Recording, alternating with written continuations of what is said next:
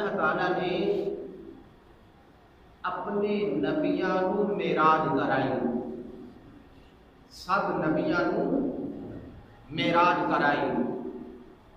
حضرت آدم علیہ السلام تو لے کے جناب عیسیٰ علیہ السلام تک ہر نبی نو معراج ہوئی، ہر نبی نو معراج ہوئی۔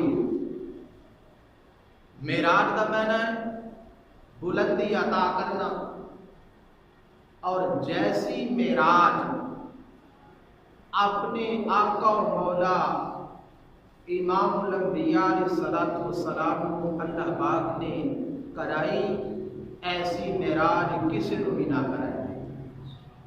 حضرت آدم علیہ السلام کی معراج زمین تے آئے، توبہ قبول ہوئی، یہ آپ کی معراج ہے۔